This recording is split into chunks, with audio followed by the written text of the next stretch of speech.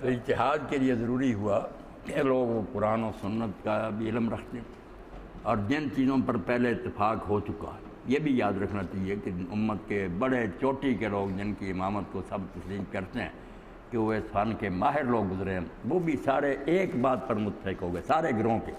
وہ بھی ایسی بات ہے کہ اس کو چھیڑنا دین تباہ کرنے کی بات کوئی نہیں چھیڑ سکتا۔ اس طرح تو مذاق ہوگا کہ ہر آیا گا نئی سرے سے عمارت پہلی اینٹ اٹھاؤ، نہیں، قرآن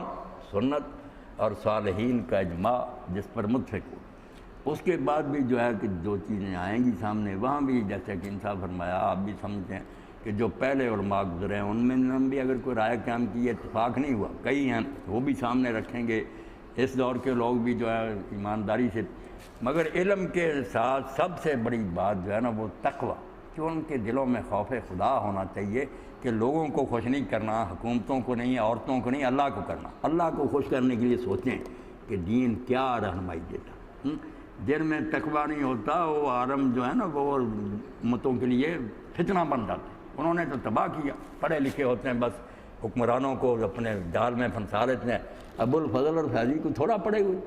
یہی سبب ہوا کہ علماء بیچارے دربار میں جاتے، وہ کوئی ایسا مسئلہ اٹھاتے، ان کو جواب نہ آتا، تالیاں بج جاتی، مولویوں کو کچھ نہیں آتا،